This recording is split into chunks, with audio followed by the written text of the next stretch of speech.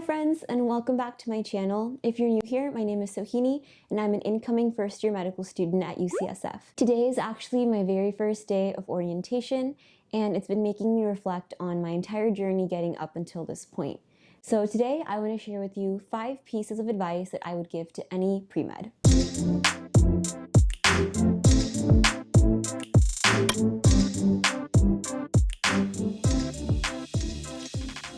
So my first piece of advice would be to plan ahead. If you're watching this and you're pre-med, you know that you have a long journey ahead of you. It seems like every year, schools make more and more hoops for applicants to have to jump through.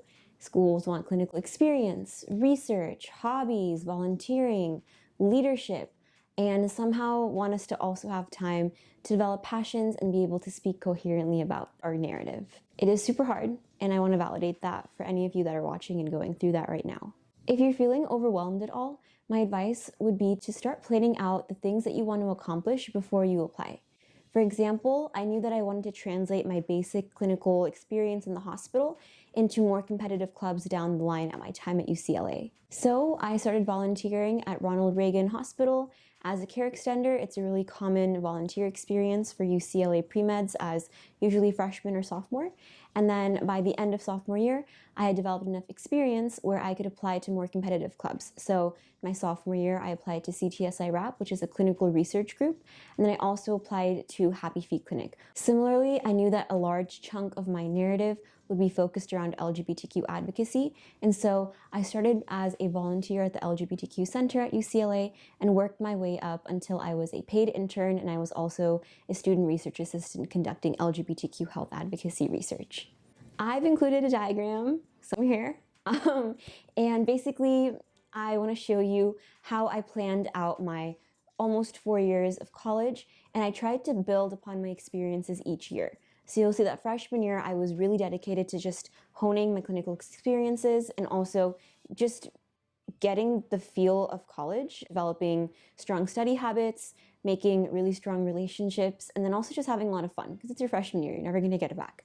And then sophomore and junior year especially were much more busy. I took on a lot more leadership positions, I was volunteering a lot more, and I started research in my junior year. And so you can kind of see how each year I tried to do something that would then be almost a stepping stone into something else that I wanted to accomplish. Hopefully this gives you a little bit of an idea about how you could structure your own plan, whatever that might be looking like. Think of your journey sort of like a ladder.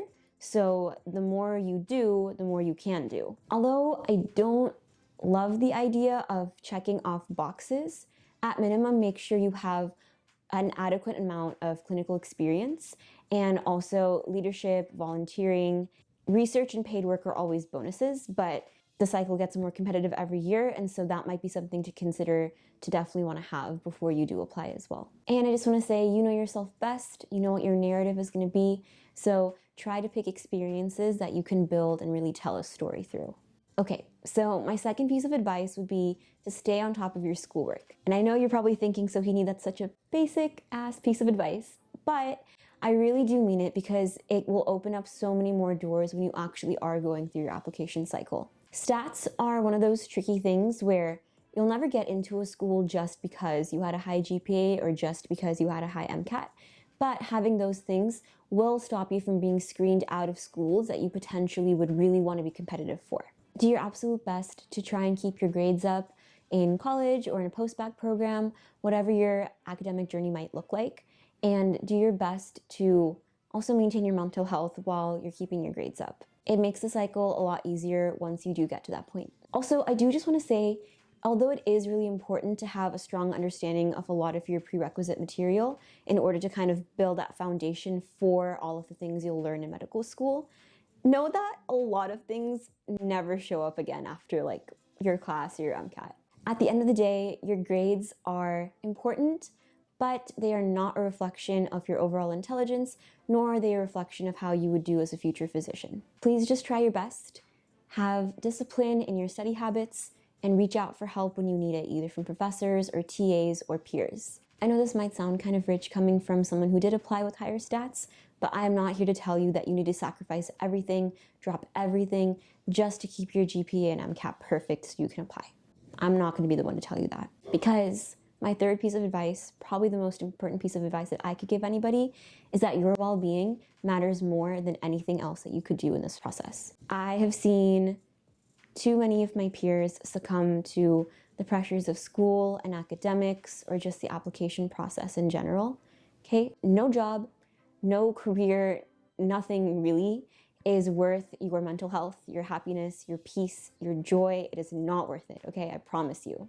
I understand that pre-meds are driven and competitive mostly with ourselves, and a lot of times we are quite self-sacrificial.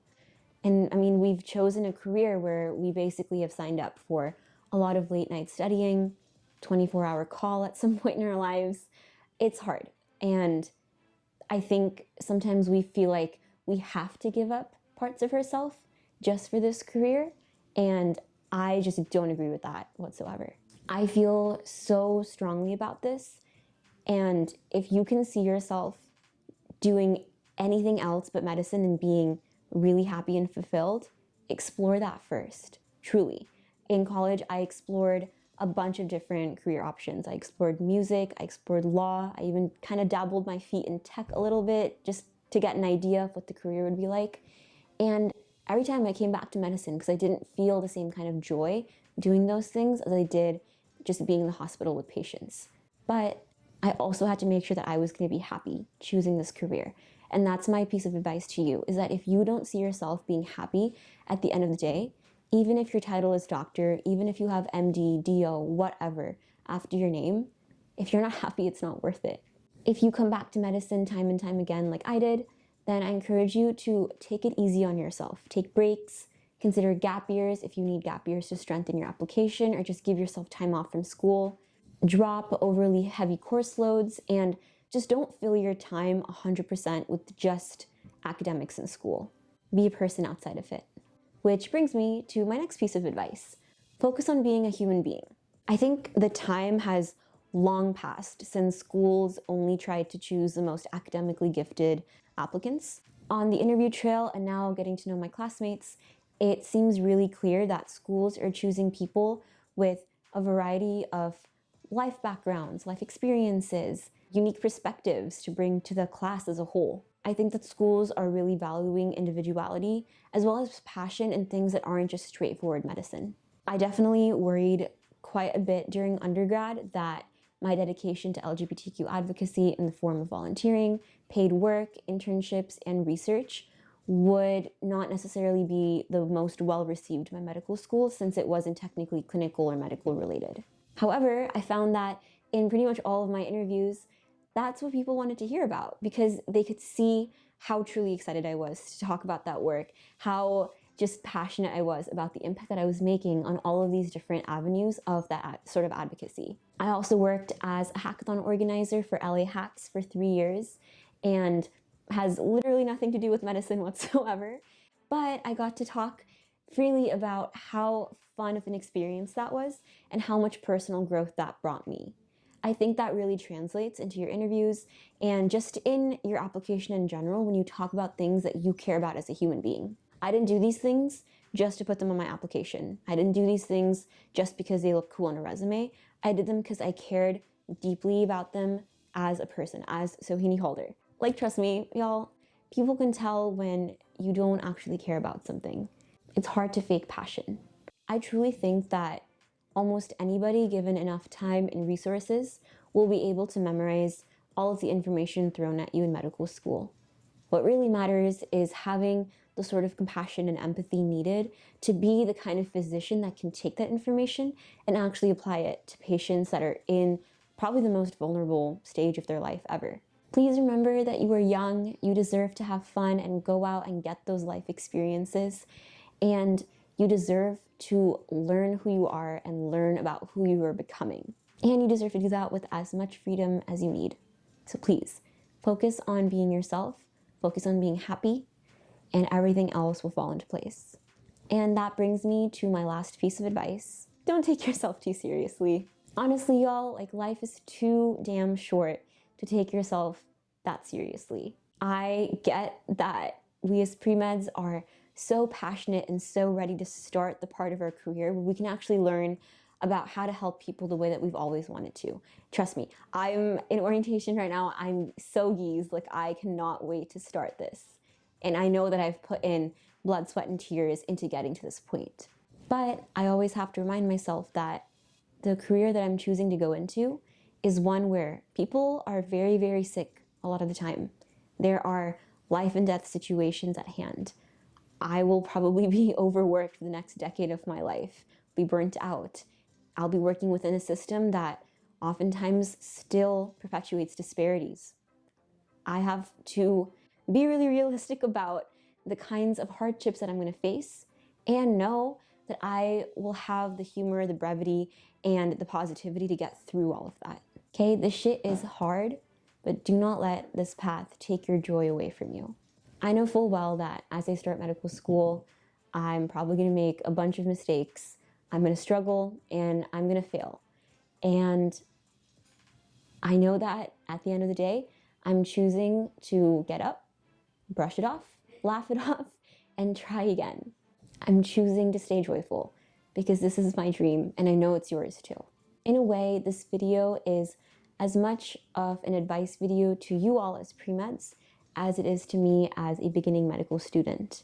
I know that I can do it, I know that you can do it, and I believe in you so, so much. Thank you so much for all of the lovely emails, comments, DMs, just cheering me on as I start this next exciting part of my journey. And know that if you're on your pre-med journey yourself, you're gonna get here someday. It's gonna happen. I'm so excited to keep sharing all of this with you, so please like this video and subscribe if you want to follow along as I move to UCSF in literally a week. Oh my God. I love you all so much, and thanks again for watching. I'll see you in the next one. Bye.